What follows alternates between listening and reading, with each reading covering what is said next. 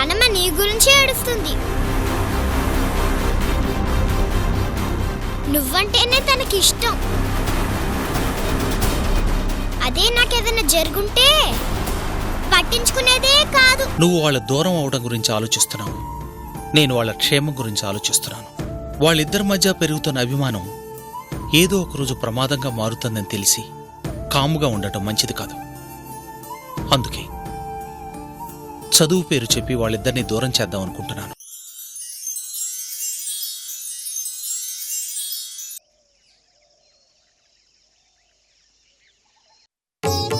యాదమ్మా, నా కోడలికి యాక్సిడెంట్ అయిందంట. ఆ విషయం నాకు చెప్పే పనిలేదా? ఇప్పుడు నా సావిత్రికి ఎలా ఉంది? పర్వాలేదమ్మా. ఈ విషయం తెలియగానే ఏమిందో ఏంటో అని కంగారుగా పరిగెత్తుకుని వచ్చాను. ఏది ఎక్కడ నా కోడలు? గదిలో పడుకునుందమ్మా. పాపం ఎలా ఉందో ఏంటో. ఏమిటే నీ హడావుడి? ఏంటేంటమ్మా, నాకు కాబోయే కోడలికి యాక్సిడెంట్ అయిందని తెలిసాక నేను తట్టుకోగలనా? ఏమ్మా, ఇలా జరిగిందని కనీసం ఫోన్ చేసి చెప్పాలి కదా. ఫోన్ చేస్తే నువ్వేం చేస్తావే? ఏదో ఒకటి చేస్తాను కదా. నాకు కాబోయే కోడలు గురించి నా జాగ్రత్త నాకుంటుంది కదా. ఏమన్నయ్యా, అమ్మంటే సరే, నువ్వైనా చెప్పొచ్చుగా. చూడు, సావిత్రికి అలా జరగడంతో అందరం టెన్షన్లో ఉండిపోయాం. నీకు ఫోన్ చేయాలని ఆలోచనే రాలేదు. సరే సరే, ఏదైనా మేనకోడలో ముందు సావిత్రిని చూడాలి. రామ్మా. పద.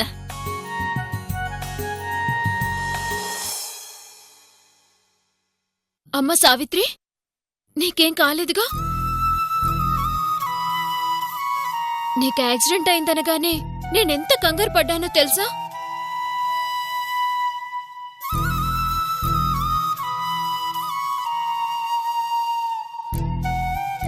దెబ్బలు బాగా తగిలినట్టున్నాయి కదా. ఎలా ఉందమ్మా? తగ్గిపోతుందిలే అత్తయ్య. మాటే సరిగ్గా రావడం లేదు. ఎక్కడ తగ్గింది? పదమనింటికి వెళ్దాం. 4 రోజులు రెస్ట్ తీసుకొని వద్దు గాని. ఎక్కడికే తీసుకెళ్లేది? మా ఇంటికమ్మా. 4 రోజులు ఉంచుకొని పంపిస్తాను. 4 రోజులే? 4 రోజులు కాదు కదా, 4 నిమిషాలు కూడా పంపించడం.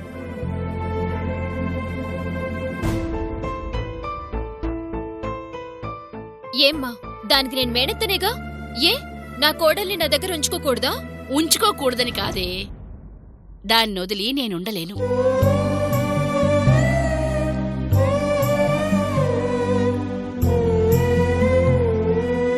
నా మనవరాలు నా కళ్ల ముందు క్షణం కనిపించకపోతేనే నా కాళ్ళు చేతులు ఆడవు.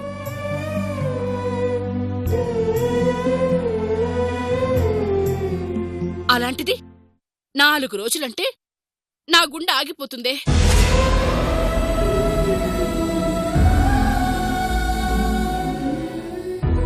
నేనింకా ఈ వయసులో కూడా ఇంత హుషారుగా ఆనందంగా ఉండగలుగుతున్నానంటే కారణం నా బంగారు తల్లే.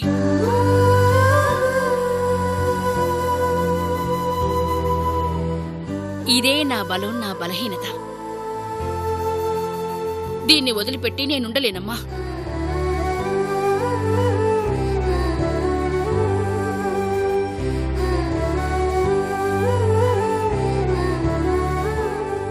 అందుకే సావిత్రిని ఇప్పుడే కాదు, ఎప్పుడూ ఎక్కడికి పంపించను.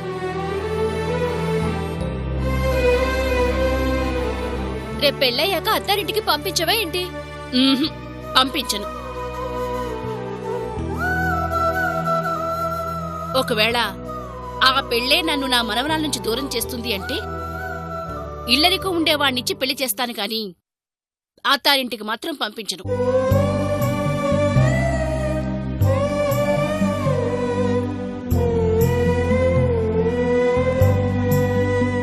నన్ను నా మనవరాల్ని దూరం చేసేది నా చావు మాత్రమే.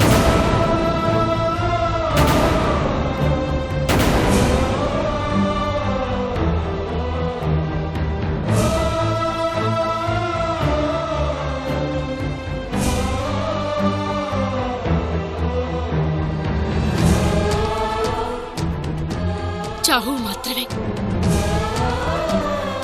అది గుర్తుంచుకోండి.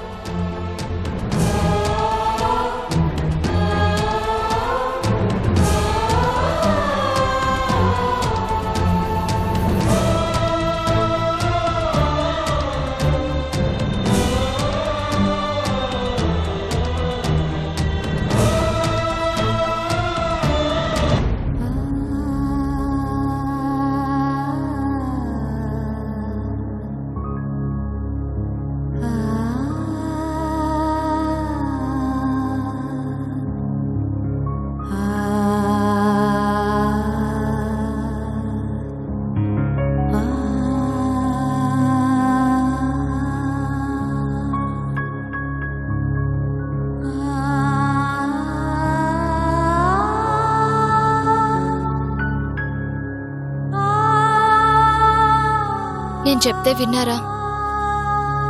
మీ అమ్మగారు ఏమన్నారో విన్నారుగా? అది అత్తయ్య గారి పరిస్థితి. అమ్మ మాటలు వింటుంటే రోజురోజుకి భయం పెరుగుతుంది తప్ప తగ్గటం లేదు. అలా జరుగుతుందేమో అని ఊహించుకుంటూ భయపడ్డం, బాధపడ్డం ఎందుకండి? జరిగేది జరగక మానదు. నాది ఊహే కావచ్చు, కానీ అది వాస్తవం అయితే మాత్రం చాలా భయంకరంగా ఉంటుంది. దేన్ని మనం ఆపలేమండి. మనం అనుకున్నది జరగకపోవడమే జీవితం. ఇలా ఎవరో ఒక పాప వచ్చి మన పాపగా పెరుగుతుంది, ఆ పాపే అత్తయ్య గారికి ప్రాణం అవుతుంది అని మనం అనుకున్నామా? అది అనుకోకుండా జరిగినా ఏదో ఒక రోజు మాత్రం మనం అనుకున్నది జరిగి తీరుతుంది. జరగకుండా మన జాగ్రత్త మనం తీసుకుందాం. అలా అని సావిత్రిని దూరంగా పంపించాలి అంటే మాత్రం కుదరదు. చూశారుగా, సొంత కూతురు 4 రోజులు పంపించమంటేనే ఒప్పుకోలేదు. అలాంటిది హాస్టల్లో జాయిన్ చేయడానికి ఒప్పుకుంటారా? అది జరగదని నాకు అర్థమైపోయింది. మన తలరాత ఎలా రాసిపెట్టుంటే అలా జరుగుతుంది. మన జాగ్రత్తలో మనం ఉందాం. అప్పటి వరకు సావిత్రిని హాస్టల్లో జాయిన్ చేద్దామన్న టాపిక్ అమ్మ దగ్గర తీసుకురాకుండా ఉండటమే మంచిది.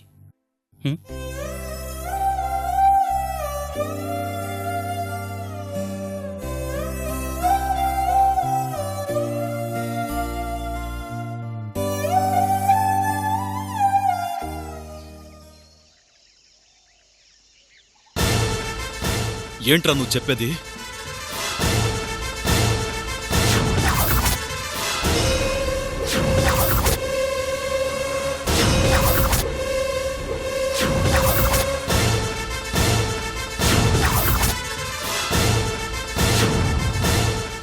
అవునా?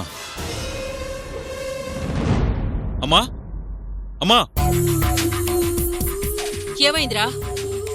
ఏంటా కంగారు? కారుతో మనం ఆ ప్రసూనమ్మ మనవరాల్ని గుద్దిన ప్లేస్ నుంచి సీసీ ఫుటేజ్ తెప్పించుకున్నారంట. సీసీ ఫుటేజ్ చూశారంటే అందులో మనం కారుతో గుద్దినట్టుగా తెలిసిపోతుందమ్మా.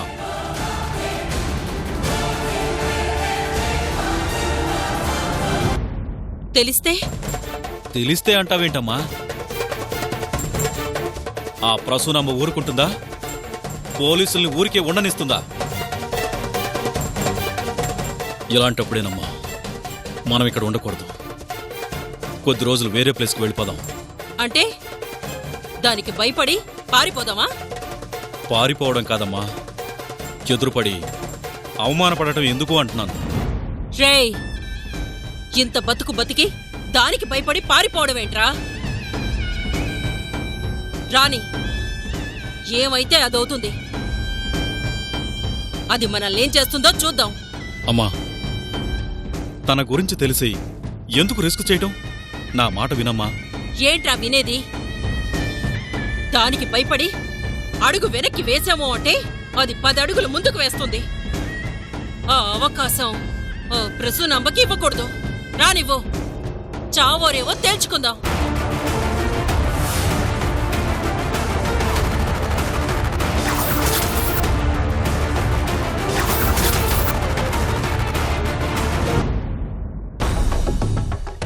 నమస్కారం.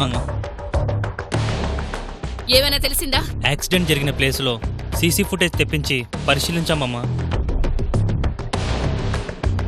నా మనవరాల్ని గుద్దిన ఆ కారు ఎవరితో తెలిసిందా? తెలిసిందమ్మా. ఎవరిది? ఎవరిదా కారు?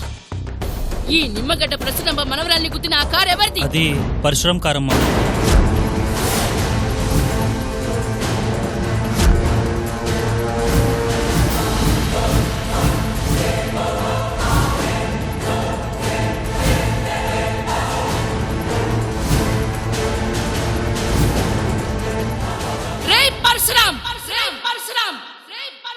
నా ఇంటి జోలికొచ్చినా నా వాళ్ల జోలికొచ్చినా ప్రాణాలు తీస్తాను అని చెప్పాను.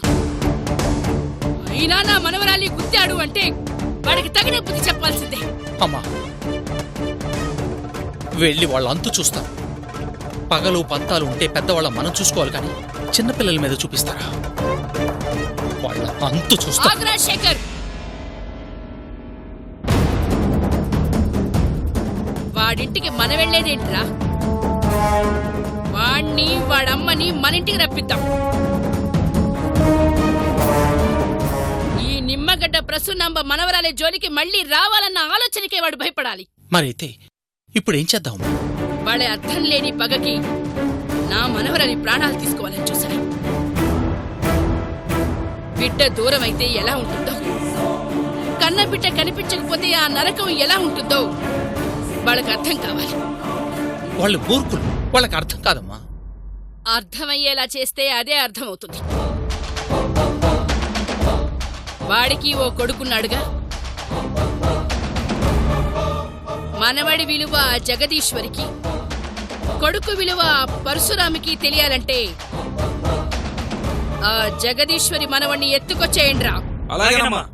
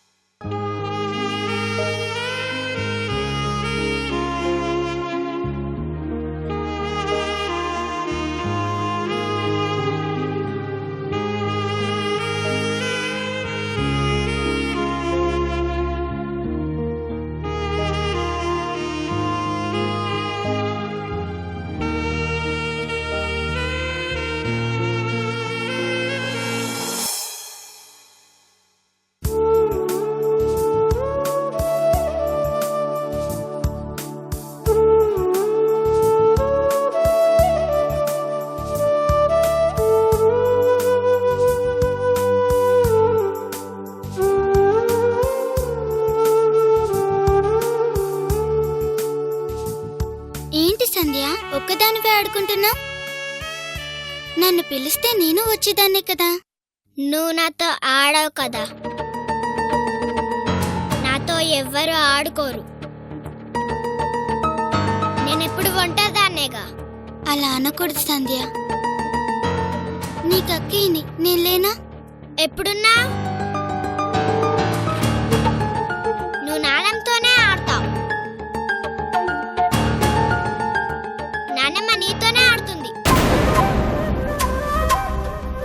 నేను ఒంటరిగా ఆడుకోవాల్సిందేగా.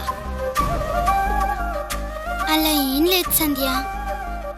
నానమ్మకి నువ్వంటే కూడా చాలా ఇష్టం. అవును,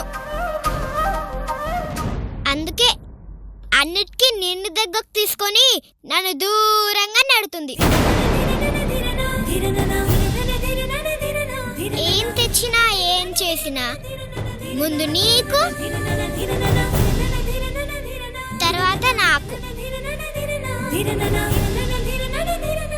అలా ఏం లేదు సంధ్య. నువ్వలా ఫీల్ అవుతున్నావంతే. నేను ఫీల్ అవటం కాదు, జరుగుతుందదే.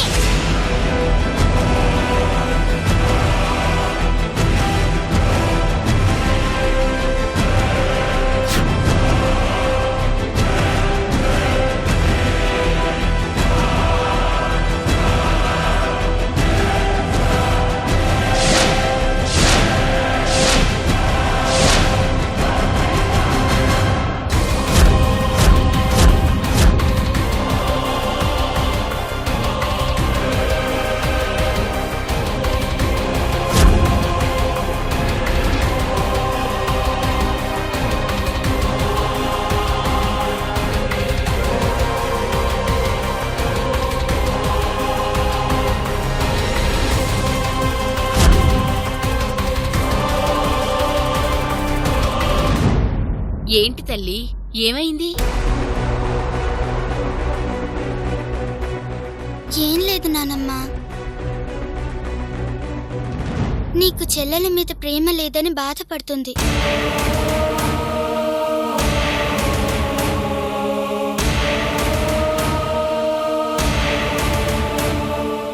అదేంటమ్మా,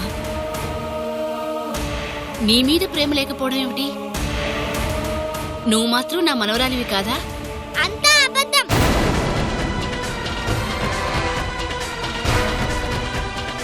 నేనంటే ఎవ్వరికి ప్రేమ లేదు.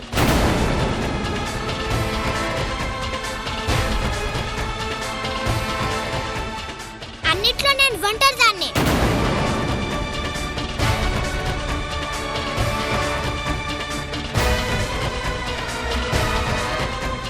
నేనంటే ఎవ్వరికి ఇష్టం లేదు. నన్నెవరు పట్టించుకోరు.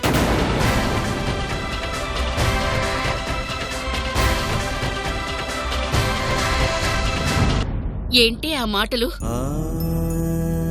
నువ్వు ఒంటరిదానివేంటి? నువ్వంటే ఇష్టం లేకపోవడం ఏమిటి? అవును, నేనంటే నీకు ఇష్టం లేదు. అందుకే అన్నిటికీ సావిత్రిని దగ్గరకు తీసుకుంటావు. కానీ నిన్ను ఎప్పుడన్నా ఎత్తుకున్నావా?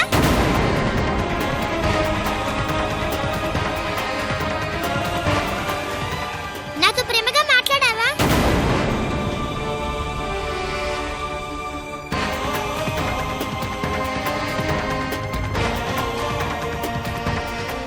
నీకు సావిత్రి అంటేనే ఇష్టం.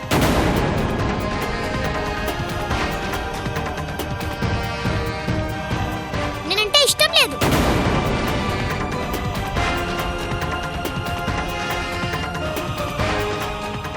నీకే కాదు, ఈ ఇంట్లో నేనంటే ఎవరికి ఇష్టం లేదు.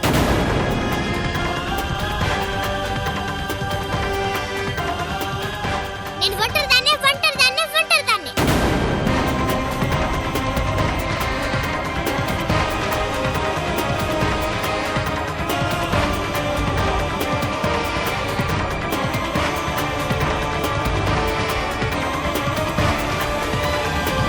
ఏంటి మాధురి, అదెలా మాట్లాడుతుంది? చిన్నపిల్ల ఆ విధంగా మాట్లాడుతుంటే నువ్వేమీ మాట్లాడవేంటి? అది చిన్నపిల్ల అత్తయ్య, ఏమీ తెలియని వయసే. కానీ అదన్న దాంట్లో తప్పే ఉంది.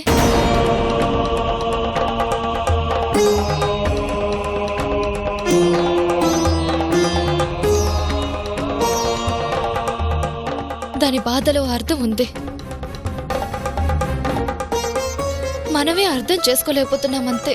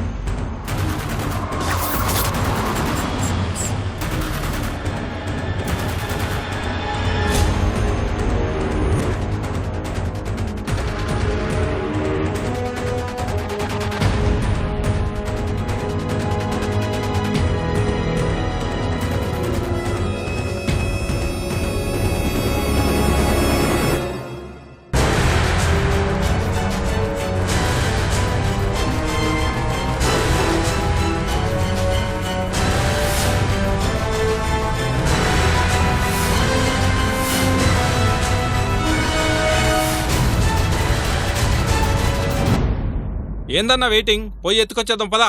నువ్వు ఉండరా, ఎవరైనా చూస్తే? ఏందన్నా చూసేది? సరున్న పోయి వాడిని ఎత్తుకొచ్చి కారులో పడేస్తే సరిపోద్ది. రేయ్, ఏదైనా తేడా వచ్చిందనుకో మనల్ని బొక్కలేస్తారు. ఉండరా.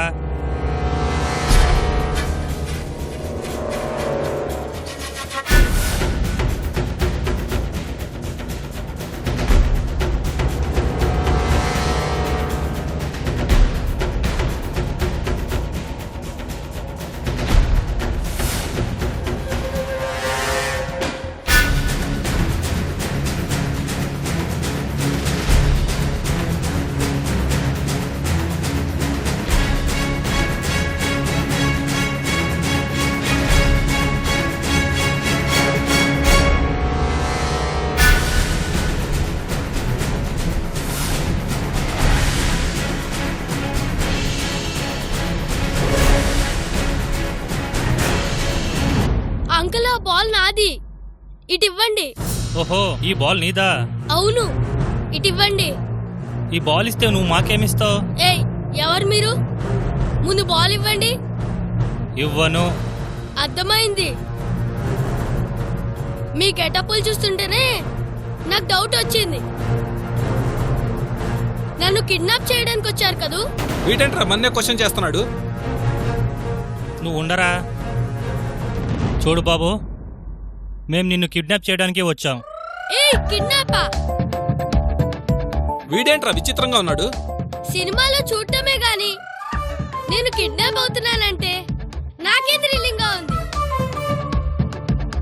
సరే, నన్ను కిడ్నాప్ చేసుకోండి. ఏయ్ ప్రసూనాంబ, రే పరశురాం, అరవడం కాదు, వచ్చి నా కాళ్ల మీద పడి క్షమాపణ చెప్పి మీ వాణ్ణి తీసుకెళ్ళండి.